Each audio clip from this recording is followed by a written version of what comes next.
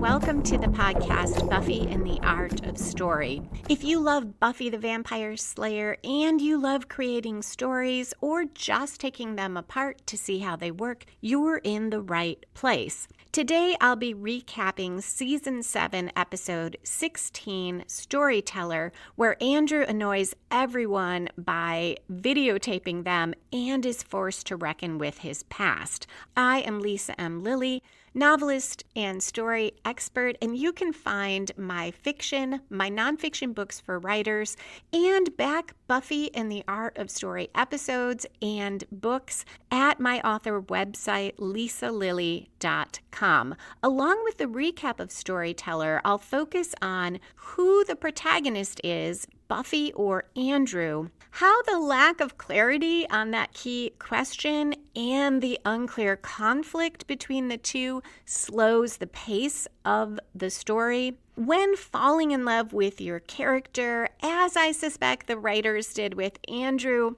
works well and when it might not, or which audience members it works for, and the ideal way to use flashbacks, which is done in this episode, which is to tell their own story. I'll also take a look at which aspects of the humor in this episode work and don't. That is very personal, so you may very well disagree with me, and I would love to hear about it, but I always enjoy the chance to examine humor. As always, there will be no spoilers except in the foreshadowing section at the end. Remember, if you'd like to get more Buffy and the Art of Story content, you can join the Patreon community at patreon.com/Lisa M. Lilly. That's Lisa, M as in Marie, Lilly. The latest episode for patrons is Angel versus Riley versus Spike, a compare and contrast of Buffy's romantic relationships. Okay, let's dive into the Hellmouth. Storyteller aired the first time on February 25th, 2003. It was written by Jane Espenson and directed by Marita Grabiak. It starts with a very different type of opening conflict to draw the viewers in. The scene is set in a library with old-fashioned hardcover books, a roaring fire in the background, and Andrew sitting in an armchair holding a pipe and wearing a smoking jacket. Classical music plays and he welcomes gentle viewers. Pat's an antique book he's holding, coughs on the smoke from his pipe and sets it aside, and explains that he is going to tell a story of adventure and heroics, a tale he calls Buffy, Slayer of the Vampires. This is a riff on Masterpiece Theater, a PBS show, but it also reminded me of a show that was unique to Chicago, Family Classics. If you're of a certain age and from this area, you probably remember Fraser Thomas hosting it. And in one way, Family Classics is a little closer. I was just reading that Fraser Thomas would present these movies that he had picked out himself based on books, but he would make sure scenes were cut that were not appropriate for family viewing in his eyes. And in some ways, this is what Andrew is going to do. He is editing these stories and the stories going in his own head to suit himself. The scene cuts to Andrew narrating Buffy as she stalks through the cemetery. There's a very dramatic, fun fighting scene that includes her doing a handstand on a tombstone. The scene cuts back to the library as he comments, and then knocking interrupts, and we see that Andrew is in the bathroom. He is talking into his video camera, and he tells Anya he's entertaining and educating. Anya responds, "Why can't you just masturbate like the rest of us?" And we cut to credits. We return at 3 minutes 4 seconds to Buffy, who stakes the vampire. Andrew runs up with the video camera, and she tells him she doesn't want him doing that. He insists he's creating an important document for the ages, a record of the Slayer. He makes the same argument in the next scene back in the hallway outside the bathroom with Anya. Anya thinks Andrew videotaping himself sounds kind of kinky, but he tells her the world needs to know about Buffy. It's a story about triumph, tinged with what's been lost in the struggle for future generations. Anya's not sure there'll be any future generations and says, quote, Buffy seems to think this apocalypse is going to actually be, apocalyptic, end quote. Anya thinks Andrew's story is pointless until he tells her he was going to interview her later. She could add glamour and balance, and Anya concedes that balance is important. At 4 minutes 34 seconds, we cut to Andrew with his big whiteboard that we saw last episode, and he explains about the Hellmouth, talks about the seal of Danthasar, a sort of door to the Hellmouth, and he says, quote, due to some circumstances, it got opened up a little bit recently, end quote, not saying anything about his own role in trying to open the seal with Jonathan's blood. He points out a nasty vampire thing that came out of it, says it was just awful, and explains about the first evil and the bringers. I understand why we want to show Andrew telling this story and how he does not mention his own role. At the same time, as with other parts of this episode, there is a lot of exposition, some of which we don't need at all for the story, and it makes it feel slow, especially when you don't know where it's going. This part at least does relate because in the end, Andrew is going to have to grapple with his role in all of this. Andrew's exposition with the big board may be the story spark or inciting incident that gets this plot rolling. In a thematic way, it does, because we see Andrew's telling these stories, he's documenting, he's making this video, and he is avoiding taking any responsibility. And this is the first time we really see that. At 6 minutes, 11 seconds, the scene cuts to Andrew. He's now videotaping the potentials as they bicker about things like milk for the cereal and eat. He narrates that Buffy's concerned about some new danger and the air is filled with foreboding. Dawn helpfully chimes in that they're out of Raisin Bran,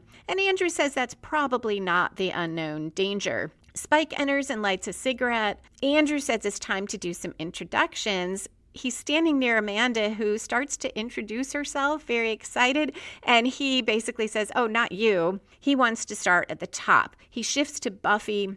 We see her as Andrew sees her. She is bathed in warm sunlight. Her hair is blowing as if there's a wind machine there, and she's a fashion model, and she fills her cereal bowl, and it all looks beautiful. Andrew narrates that Buffy's not afraid because her side will always win. And then Spike, now shirtless in Andrew's view, comes into the frame. He and Buffy embrace, and Andrew talks about the chemistry between them.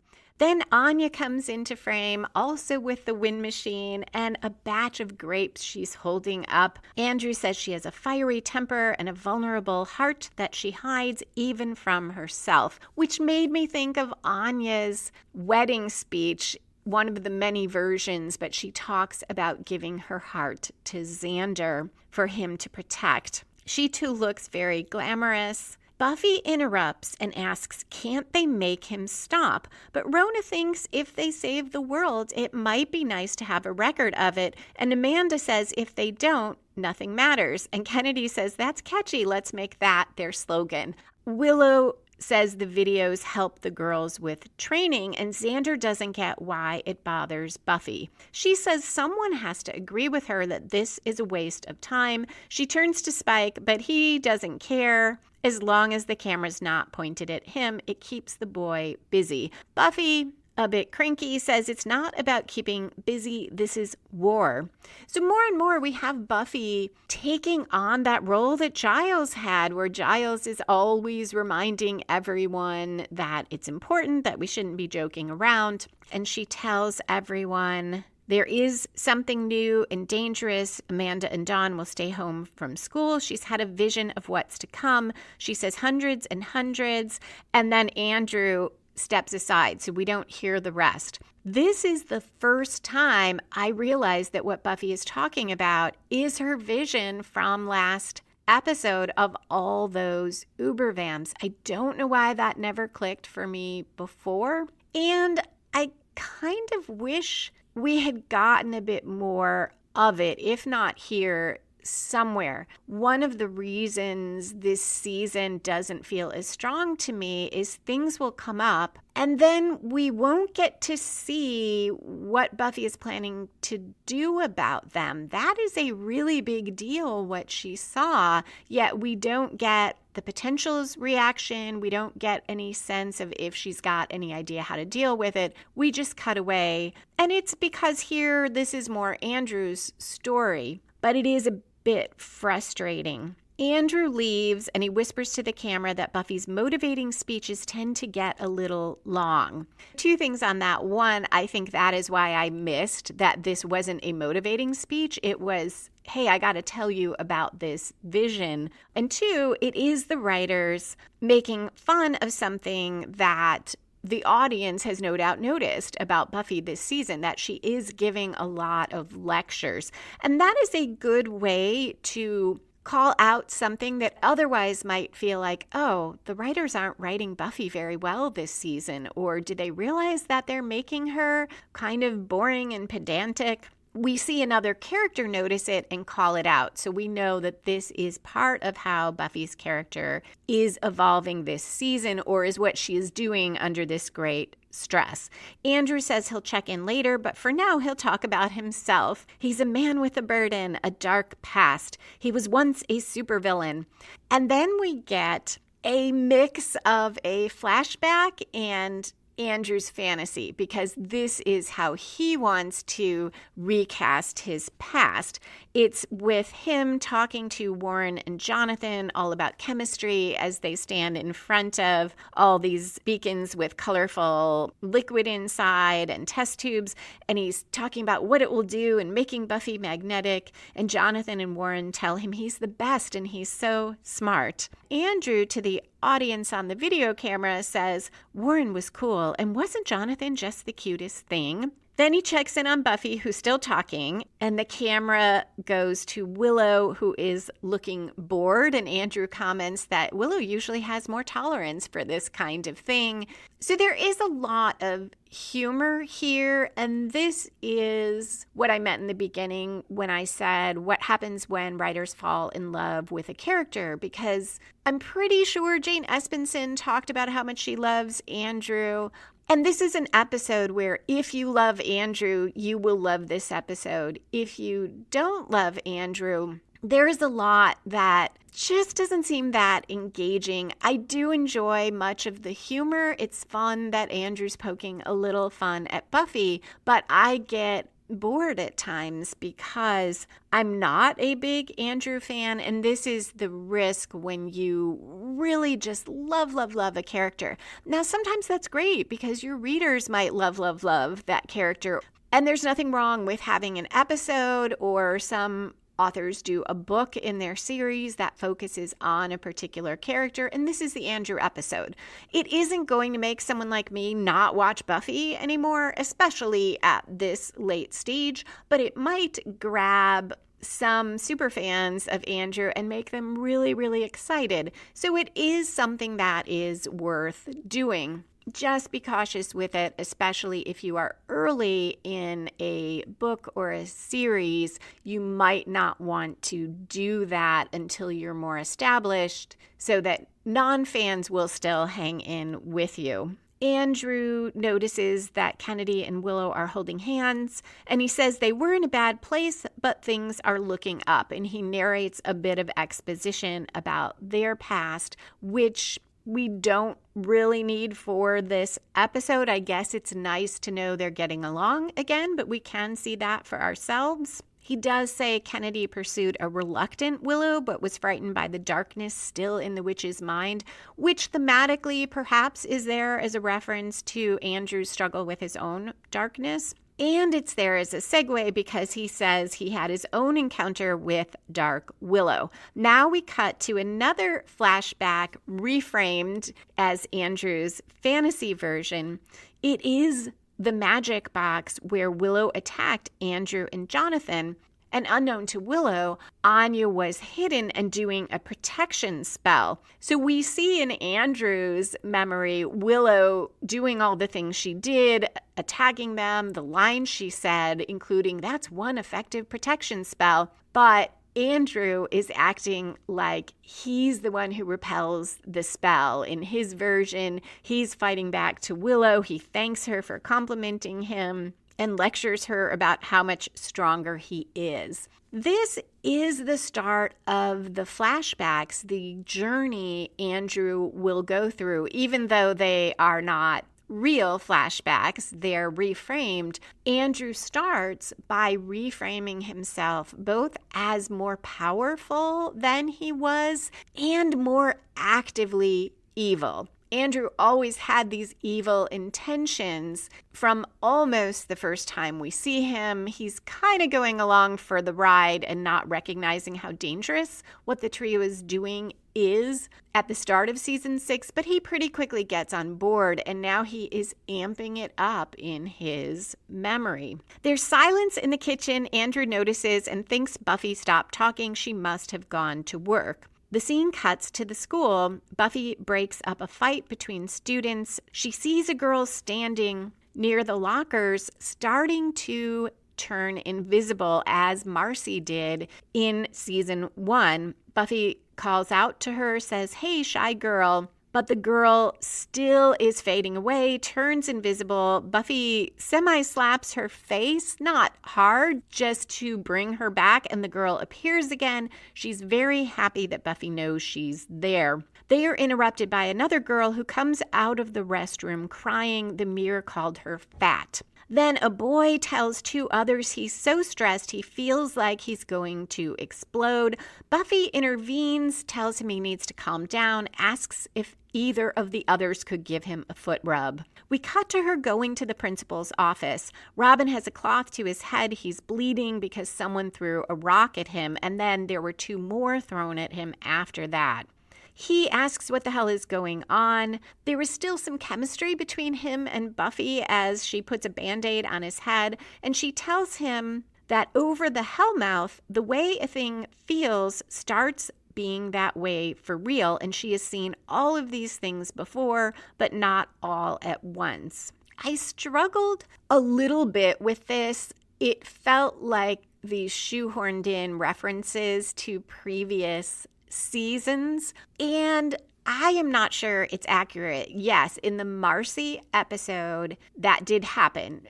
Marcy felt that way. She felt invisible. She turned invisible. But otherwise, that isn't really the case on the Hellmouth. We have not seen that unless there is some sort of catalyst. In Nightmares, there was the little boy who was in a coma and dreaming. He was this catalyst. It isn't that things just happen. And I would have liked to have seen that distinction because it explains why the seal causes all this or makes all this possible and why they need to close the seal. And I don't think that they exactly connect the dots there.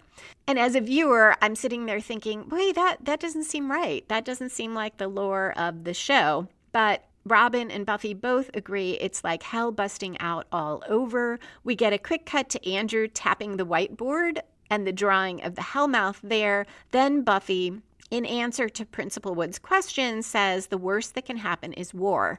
And she tells him that being in high school can feel like being at war, and talks about the different groups, the swing choir, the marching band, the cheerleaders, and how they're at odds, and now it can be for real. If they don't get it under control, they'll have a lot of nasty stuff on their hands. When he asks, like, what, in the background, that guy who was so stressed screams, and there's an interior window between the principal's office and the hall, and we see blood and guts flying and hitting that window. He did, in fact, explode, and Buffy says he really should have had that foot rub. Buffy's reaction, yes, it's a funny line, but it too bugs me because Buffy is always quippy, but she is rarely quippy or joking about a human being dying. We're now more than a quarter way through the episode. Somewhere around here, we should see the first major plot turn that comes from outside the protagonist,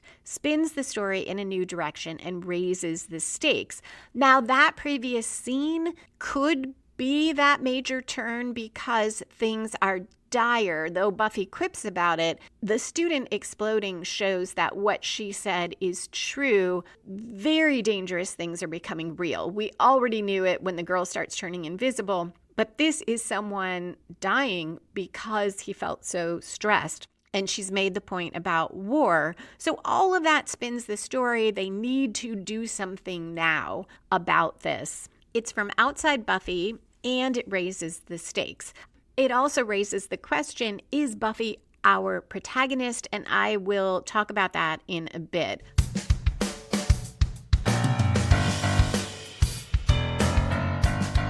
If you are writing your own novel or you're thinking about it, you might find my course, How to Write a Novel from Idea to First Draft, helpful. You can take the whole course from beginning to end, or you can pick and choose which modules you think will help you the most. It starts with generating and finding ideas. So if you want to write, but you're not sure what to write about, or you're somewhere in the process and you need ideas about what to do next, this module can help you start coming up with more and more ideas. The next section helps you choose which idea will work for an entire novel. Later modules cover constructing a protagonist and antagonist that have strong goals and strong conflict built in, something I've been talking about in this episode of Buffy, so that your story drives forward. There's also a module on all the other characters, the allies of your protagonist and antagonist, other people who oppose them, and the difference between developed side characters and walk-on characters, and how you manage all of those throughout the course of your novel. Of course, there are modules on the plot turns that I cover here in the podcast, with additional examples throughout the whole course, from a Star Wars movie to Pride and Prejudice to a medical sci-fi thriller, so that you can see how all of the concepts the course covers affect different kinds of stories. There also are 2 modules on other types of plot structures that can help you figure out what to do next or what happens between those major plot turns. And then the later modules deal with writing that first draft, weaving in subplots, handling point of view and tense, understanding what theme means in a novel, and then how to first draft quickly and get from beginning to end. So that course is How to Write a Novel from Idea to First Draft. You can find it whether or not you're a patron at patreon.com/Lisa M. Lilly. That's Lisa, M as in Marie, LILLY/shop. If you're a patron at any level, you get the first module free. If you are at the $7 and up level, you can listen to or watch the entire course free, and anyone can buy any module of the course for $10. So check that out if you're interested. And I have no problem with it if you would like to join at the $7 level or up your membership for a month or 2 and just take the whole course and unsubscribe afterward. What matters most is that you find the course useful. That course is at patreon.com/Lisa M. Lilly/shop.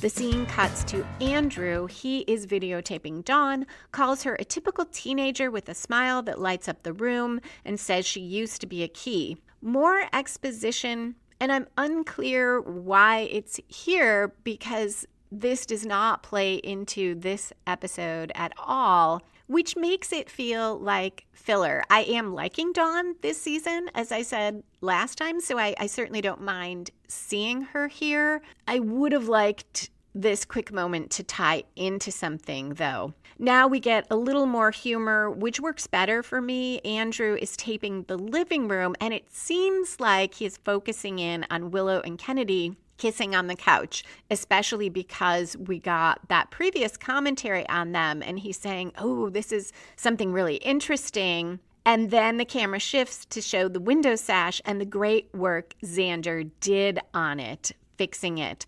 I enjoy this humor more because it is subverting expectations. We think it's going for the joke and the sort of stereotypical Andrew's a geek, he's going to be all fascinated by, ooh, two girls kissing, and instead he's excited about the woodworking, which also gives a nod to the house was in shambles last week and now it's all fixed. So Xander is a really amazing carpenter. The scene cuts to Buffy and Robin, who look over plans for the high school. He is still marveling that she's seen anything like this before in the school, and Buffy says, sure, killer prom dogs, swim team monsters. And she guesses it's the seal in the basement.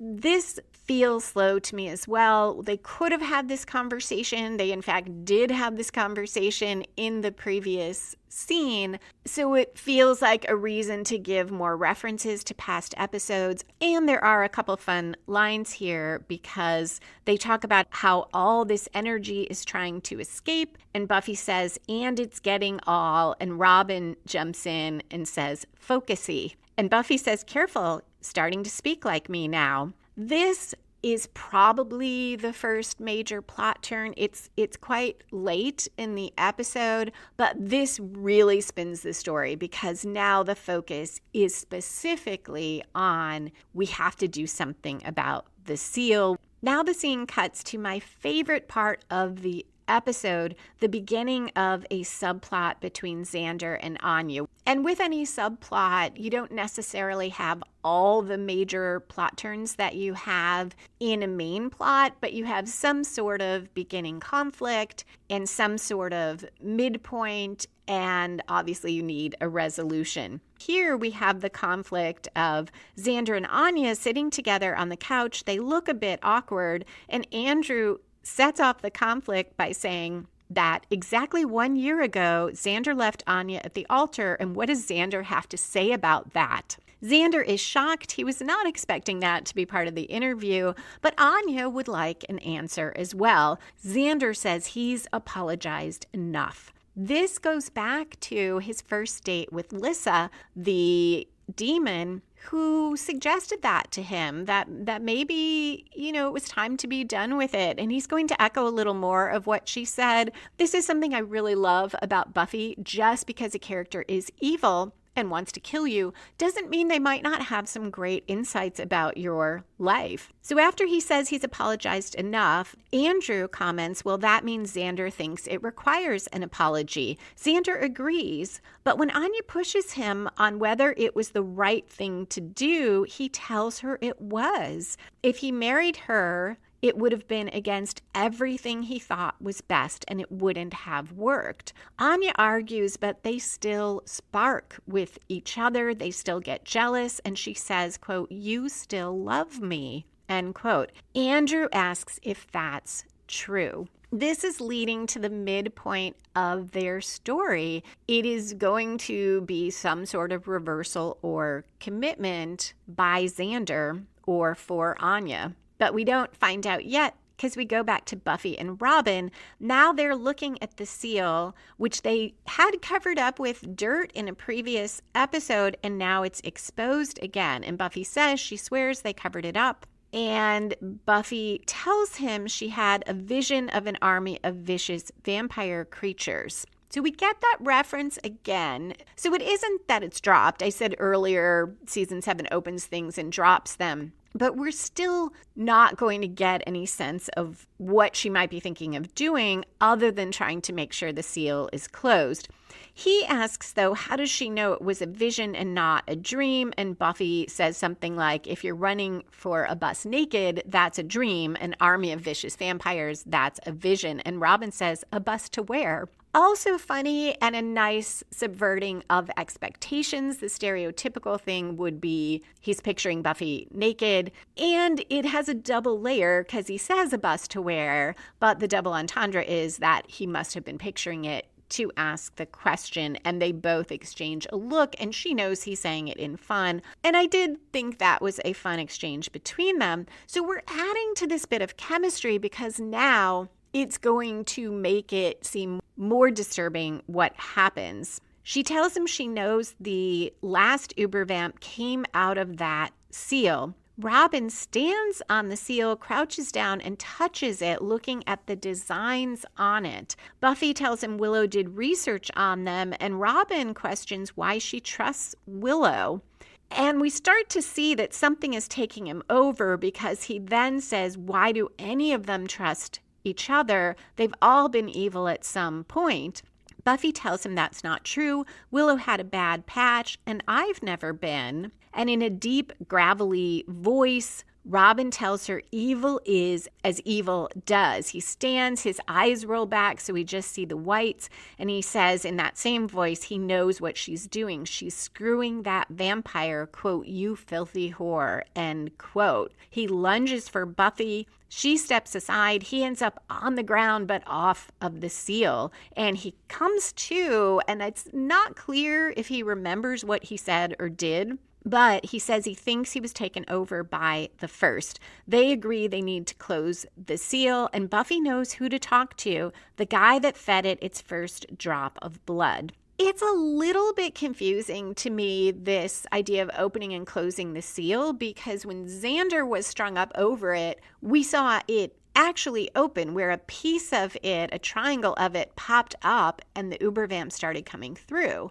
And when the first opened it with Spike's blood, the whole seal opened and the Ubervamp came out. And we are not seeing any part of it open now. They seem to be calling it open because it's uncovered and won't stay covered. And that fits with thinking that Andrew is the one who has to close it because he first uncovered the seal. After she says that about the guy that fed it its first drop of blood, a piglet runs across the seal. They both stare at it, and Robin says, God, I hope that's not a student. This is a fun callback to Andrew trying to kill the pig when Jonathan's blood didn't work, but of course neither Buffy nor Robin knows that. The scene cuts to Spike on camera. He has his back to it, and he turns, realizes it's pointed at him, and rants at Andrew to sod off. He's very in character and dramatic, and you think he is really mad at Andrew. And then Andrew interrupts to say the light was a little bit behind Spike.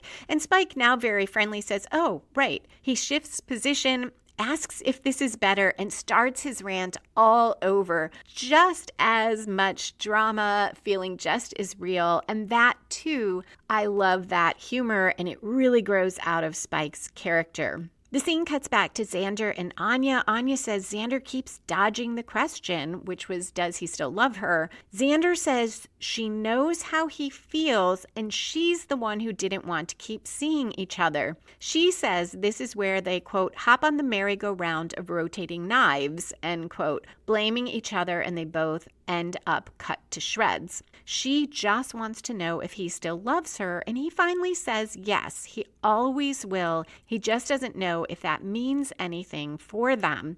She says she loves him too, but she doesn't know if it means anything. Xander says it's nice to hear. So that I see as that midpoint. They both make this declaration. It's a little bit of a reversal because they don't know what it means or where they go. They agree he won't find anyone out there like her.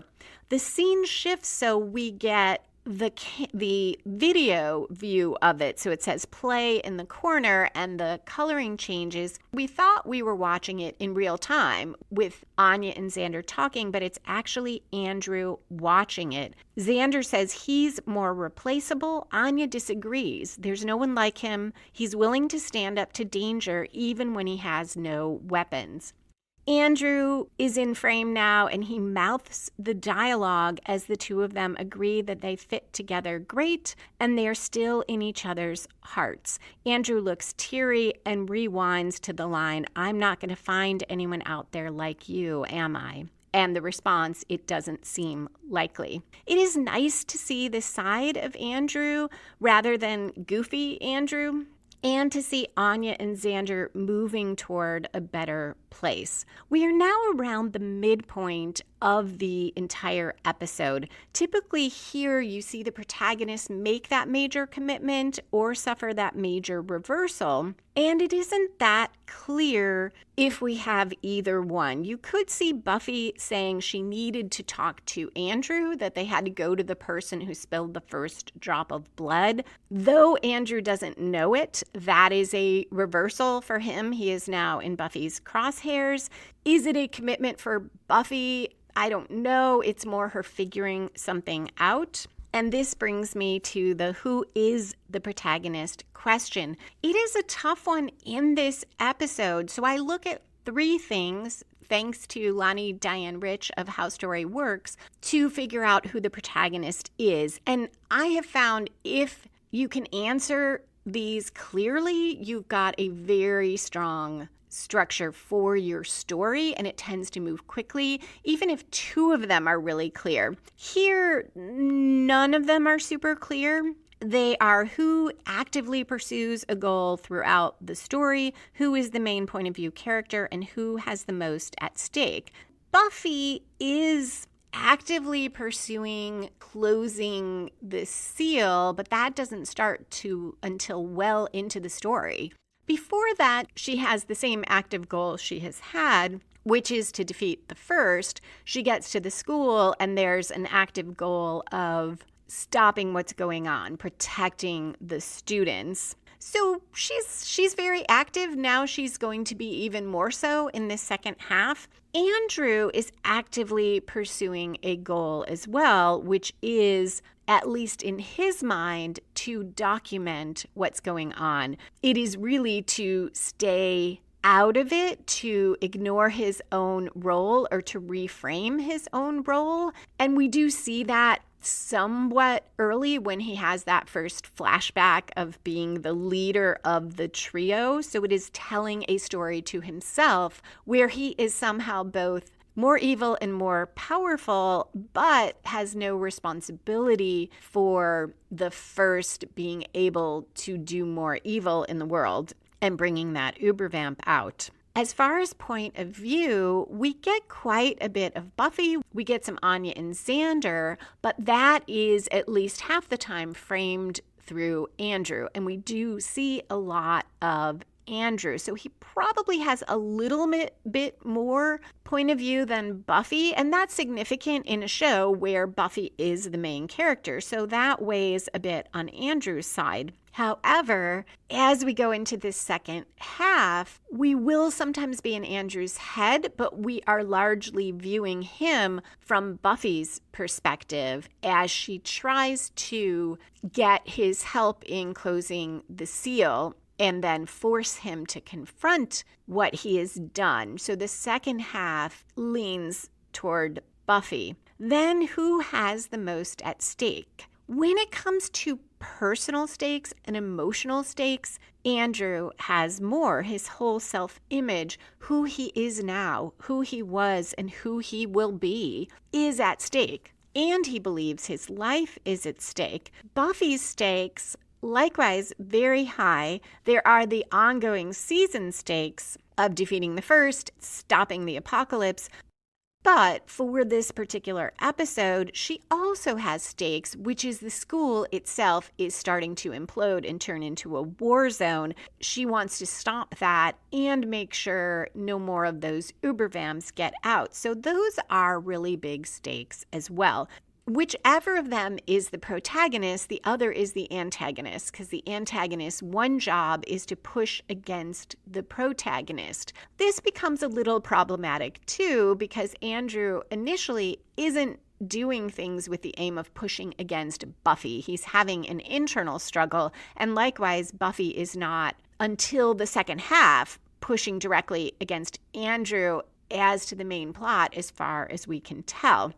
This could be an episode where we have two main plots where the antagonist and protagonist push against each other, depending whose point of view we're in. If you remember, in the first season, the episode Angel was an excellent example of that. We had this story of Buffy and Angel, and Buffy finding out Angel was a vampire.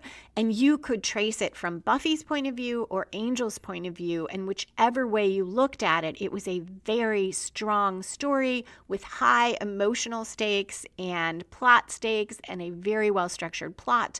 And that worked super well. All of those things were clear. Here, we kind of have the same thing, but because they don't feel like they're in direct opposition, it doesn't work as well. The other thing is the strongest conflict you can have is where the protagonist and antagonist have mutually exclusive goals. If one prevails, the other must lose. You can sort of find that here. Ultimately, that is the case here, but we don't know it through most of the episode, because if Andrew's goal is to avoid responsibility, reframe things, tell stories in a way that alleviates his guilt and his responsibility, ultimately that is contrary to Buffy's goal, because to close the seal, she needs him to feel genuine remorse. At least we assume that. The seal needs tears, but it's implied these have to be genuine tears, not just tears, not crocodile tears, not tears of please, please don't kill me, but real tears of remorse. So in that sense, they are mutually exclusive goals. If Andrew succeeds in reframing and avoiding responsibility, the seal cannot be closed. Why it does not drive the story and make it a fast-paced, gripping story throughout is because we don't know that that is the conflict until the very end, which is why this episode, to me, works so much better on rewatch when we understand that this is the journey that Andrew is going through. Now, if you love Andrew, you probably don't find it slow-paced, and you probably get a real kick out of it, so it works on that level. If you are not a huge Andrew fan, it can feel slow. Now, the reason we don't know till the end is there is a bit of a mislead of the audience. Buffy pretty soon is going to figure out what needs to happen to close the seal, but the audience will not know till the end. Whatever that does to the pace and plot, I think it was a good choice because of the emotional impact at the end. And it is a mislead, as I'll talk about, that plays fair with the audience.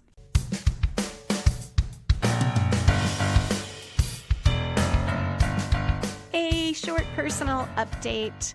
I am about a quarter way through of a very rough draft of a new novel, which is supernatural in nature, so I'm having a lot of fun with that. I may have been a quarter way through the last time I told you about it, but I have been doing what I rarely do, which is to go back and play with various things during that first quarter, even though I haven't finished the whole draft. If I had a very detailed outline, I would not do that. I would just make notes about what to fix later. But I am still sorting out my plot and my characters, and it's helping me do that. Now that I'm almost done with a semester of teaching, I plan to dive into that a little more, and will probably do more of my typical approach, which is where I will plan out most of the rest of the story, sort out my character issues, and then try to write very quickly from where I am to the end, and then start a rewrite after giving it a rest. I am also maybe almost 2/3 through with the latest Buffy book, which is Buffy and the Art of Story, Season 3, Part 2. Some people have asked about it, and I know it's been a long time since the last one came out. These books are really time-consuming, and I am trying to figure out a way to write the future ones and change the format a bit so that I can release them more quickly. For those who have not read the books, they cover episode by episode, much as the podcast does, but cleaned up and reshaped with additional commentary from me about how it helps your writing. There are topics at the beginning of every chapter, and there are questions for your writing at the end to help you apply what we see happening in the episode to your own fiction. I definitely want to keep that part, but I need to figure out a way to write those chapters. I've been having the podcast episode transcribed, it still requires a ton of editing. I might try in future episodes not transcribing the episodes and just working from my original notes that I create for the podcast. If you have ideas, if you've read the books and you have ideas, what could be cut from the books? Do you think I could do a shorter summary of what happens in the episode and focus more on what we can draw from it, maybe include less detail or less specific dialogue? I would really love to hear from you. You can email me at buffystorypod@gmail.com. I do want to keep doing the books because enough people have told me that they find them really helpful, but I feel like I need a more streamlined way to do it. So thank you in advance for any input. If you do want to check out the earlier books, you can go to my website, lisalilly.com/Buffy, and they're available on all ebook platforms, Smashwords, Kobo, Amazon, and in paperback form. Plus, you can get them through your local library or bookstore.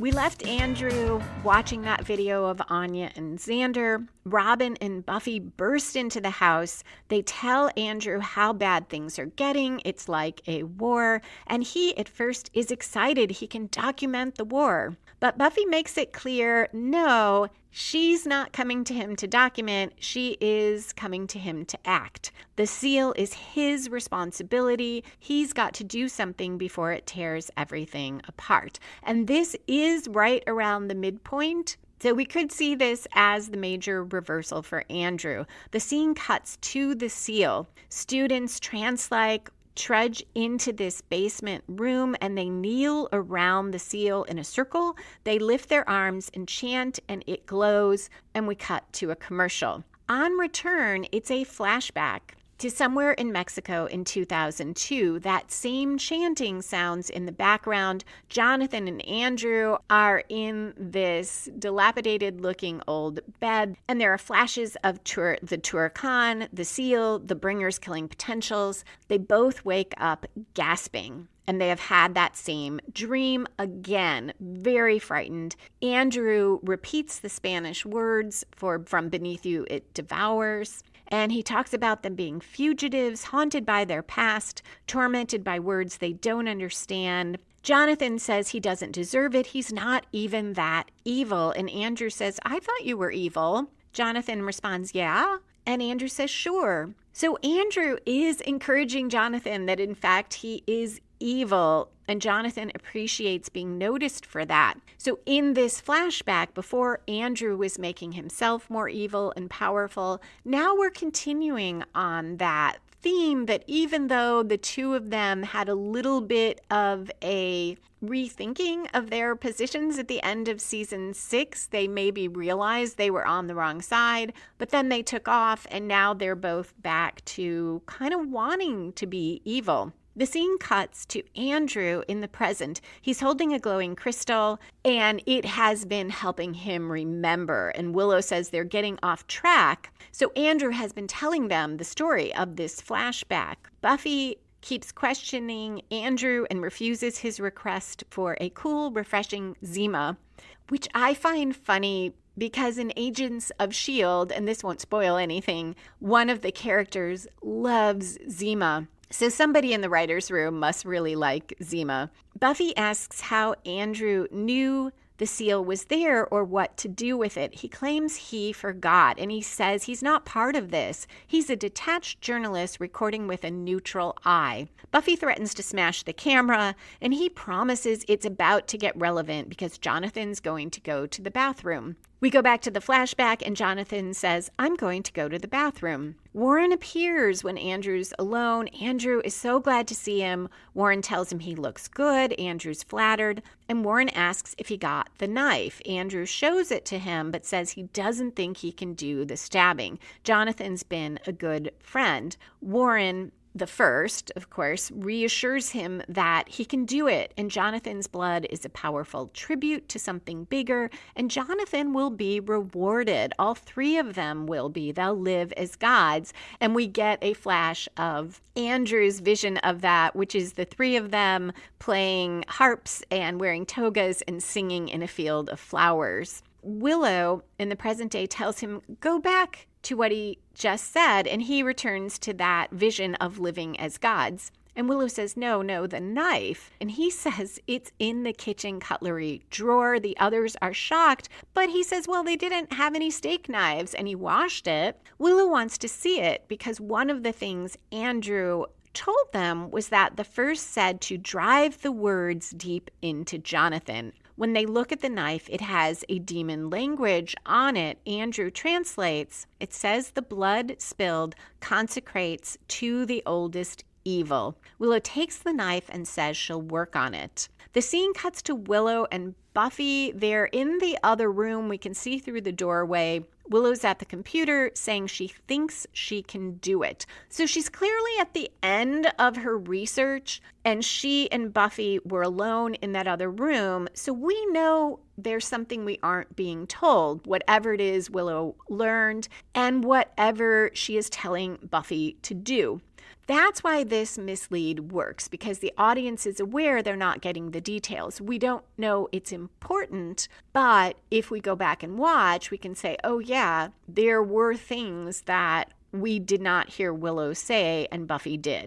Willow tells them the seal responds to this demon language, otherwise Warren wouldn't have needed the knife. So they want Andrew to talk to the seal in that language. Buffy, Robin, Andrew, and Spike go to the high school. It's in shambles now, definitely looks like a war zone, and there's graffiti everywhere echoing what Buffy said earlier, things like die cheerleaders, things about the marching band. There's fires in barrels, broken glass, there's yelling, and more glass breaking in the background. Robin thinks the students here would be easy pickings for, quote, the likes of you, end quote, looking at Spike. And Spike is taken aback and says he's there to help. Robin is skeptical. Some students race past them, and then students start attacking. Buffy fights them off. Andrew backs off and videotapes all of it. Robin and Spike fight as well. The students are using weapons, our friends are outnumbered,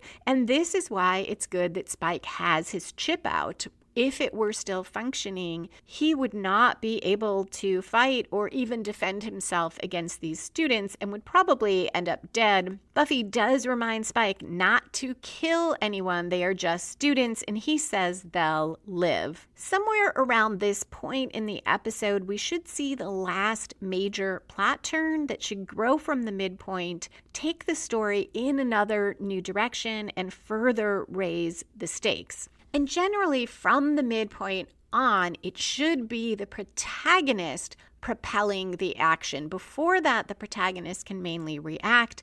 This is another argument that weighs on the side of Buffy being the protagonist, because Andrew is mainly being pulled along for the ride here. He does not want to be here, although you could see him as acting by resisting, by continuing to document, because we will see him. He's trying to videotape this. He keeps videotaping Buffy as she takes him into the basement, so he is digging in on that stance. And we will see him keep trying to reframe his past. If he's the protagonist, in some ways, I may walk back what I said earlier, because Buffy does keep pushing against him from the beginning. She is the only one annoyed with Andrew and his camera. She is the one saying it's a waste of time. And underneath that is Buffy saying everyone needs to deal with reality. They need to deal with what's coming, not joke around creating these made-up stories.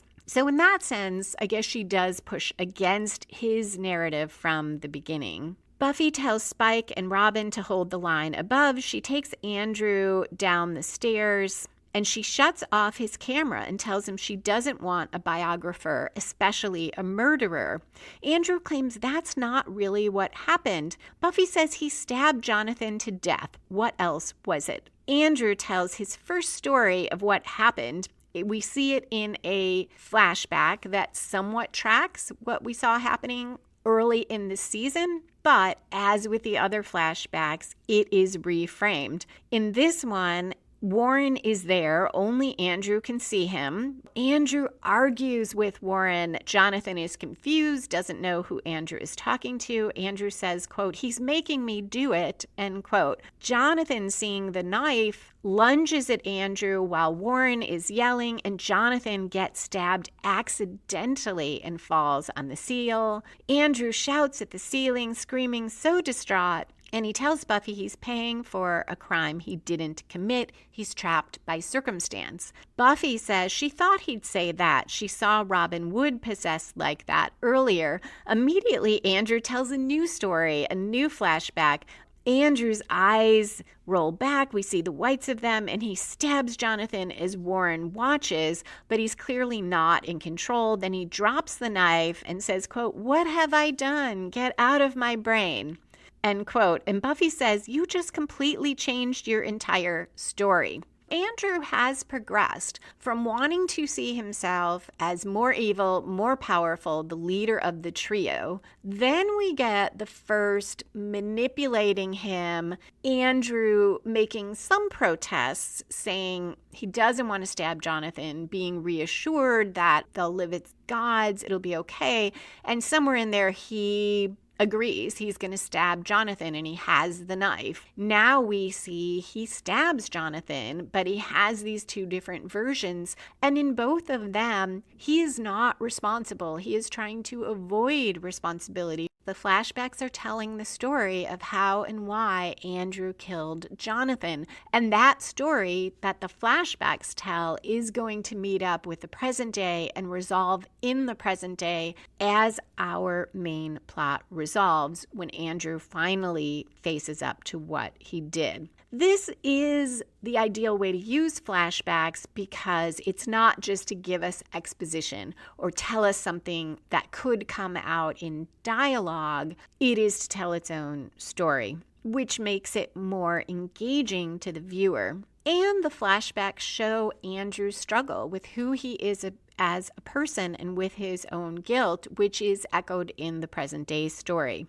They reach a closed door and hear chanting. Andrew tries to run, but Buffy tells him they're going in, but be prepared. The seal could have done anything to them, meaning the students inside. They go in, and the students have gouged out their eyes and have crisscross cuts across them like the bringers. And Buffy says, no, they're okay.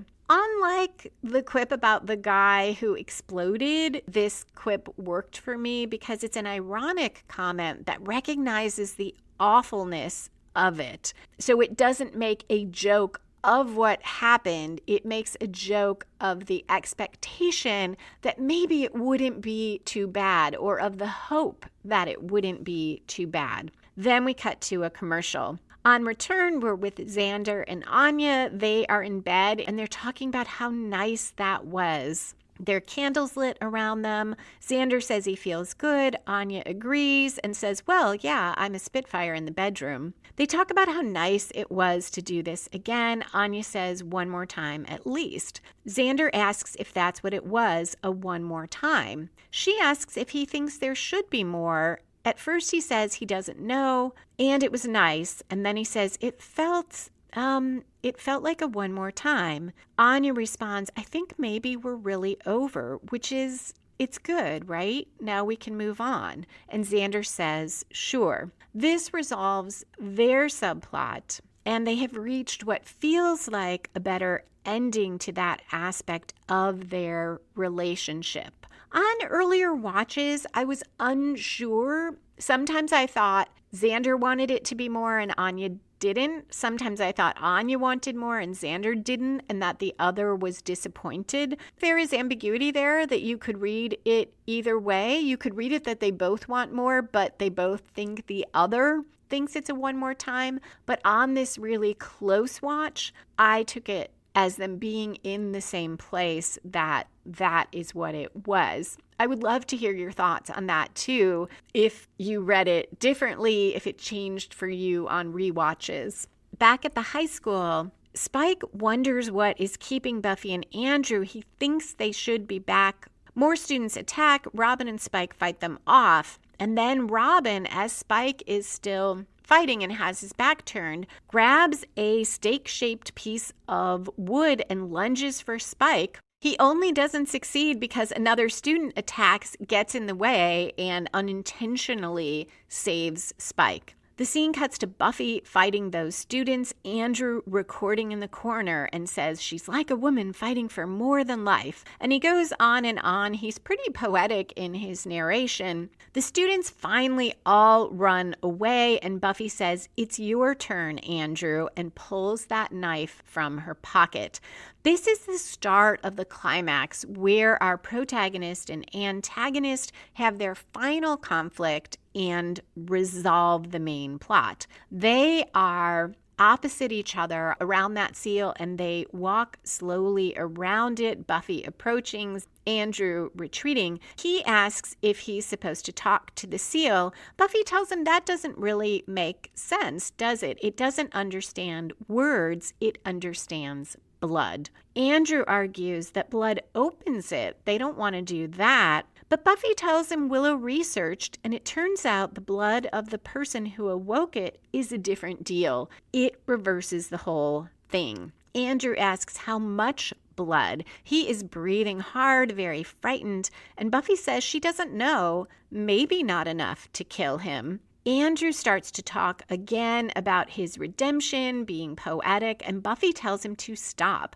Stop telling stories. Life isn't stories. She says he always does this, makes everything into a story so no one's responsible. They're just following a script. She is much closer to him now. Andrew begs her not to kill him. She grabs him, and Andrew says Warren told him Jonathan would be okay. He trusted Warren, and he lost his friend. And Buffy says, "You didn't lose him, you murdered him." Andrew says he knows. She doesn't need to kill him, but Buffy said they'd all get through this. And Buffy tells him she made it up. She's making it all up. Quote, "So what kind of hero does that make me?" End quote.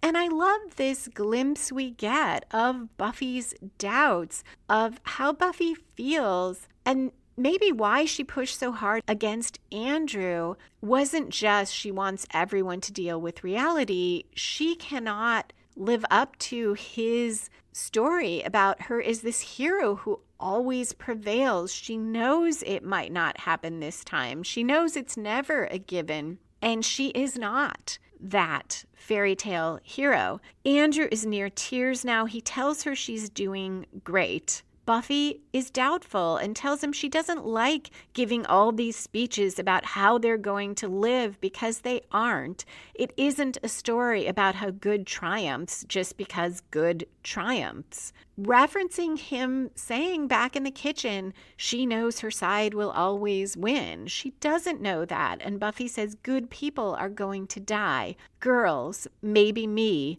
probably you, probably right now. Andrew tells her don't, but she grips him hard and holds him over the seal and says when his blood pours out, it might save the world. And does that buy it all back? Will he be redeemed? The seal starts glowing and Andrew is crying and he says no, it won't. And she asks why not. And finally, Andrew says, because I killed him, because I listened to Warren and I pretended I thought it was him, but I knew it wasn't. And I killed Jonathan, and now you're going to kill me, and I'm scared and I'm going to die. And this is what Jonathan felt. A tear drips down onto the seal. Andrew sobs, and the seal goes dark, closed, and Buffy drops him. And he is so relieved, and he says it stopped. And Buffy explains it didn't want blood, it wanted tears. This was a great climax. all the emotions work. And this is something that Joss Whedon has said before, that if you can get that emotional punch, that investment in the emotion, if all of that comes out, viewers will forgive plot holes and pacing issues and almost anything if you can deliver that emotional climax. And that is what happens here.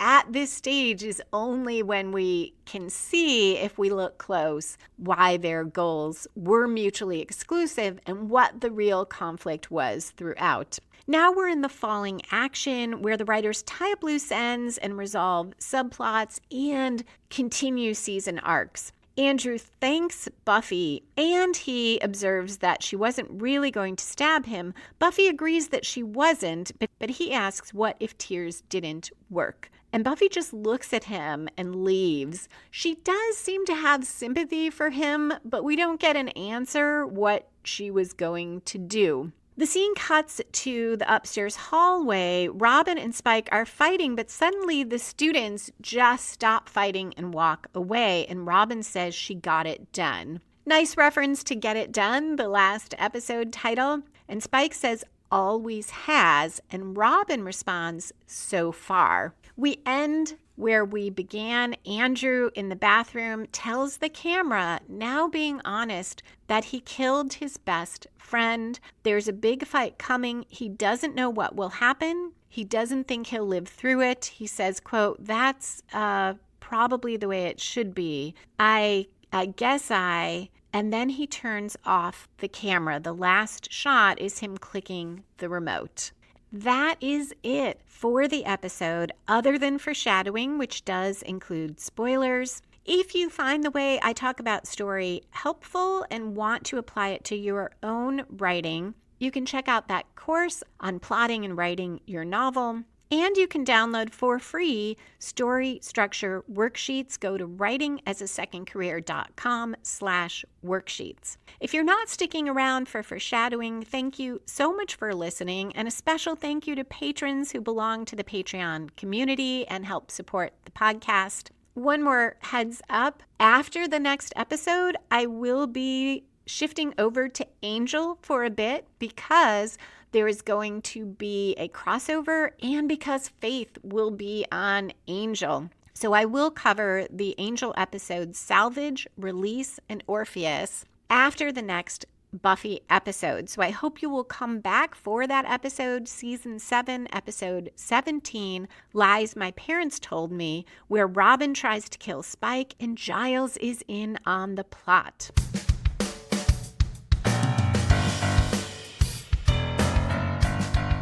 And we are back for foreshadowing, which does include spoilers. Lots of foreshadowing for Lies My Parents Told Me. Robin Wood saying Buffy is screwing that vampire and calling her you filthy whore foreshadows another episode, though, Dirty Girls, when the character of Caleb appears and immediately is saying things like that about the potentials. He kills potentials, and he is always so misogynistic, so awful. And this is a bit of foreshadowing of that, and that is part of the evil of the first. Robin grabbing that stake and almost killing Spike foreshadows next episode when he will make a plan and try to kill Spike. It is interesting to me that in that episode, Robin makes a distinction between Spike now and the Spike who killed his mother. So he does recognize that Spike has changed. Nonetheless, in this episode, he's willing to kill Spike as he is, where in Lies My Parents Told Me, he brings back the Spike, the evil Spike who killed his mother. At least he tries to. These lines where Robin says she got it done and Spike responds always has, and Robin says so far. This is the logic he will use with Giles, the implication that Buffy may not succeed. And Buffy would agree with that. She doesn't know if she's going to succeed, but Robin sees it as Spike is an impediment to that, and Giles will agree.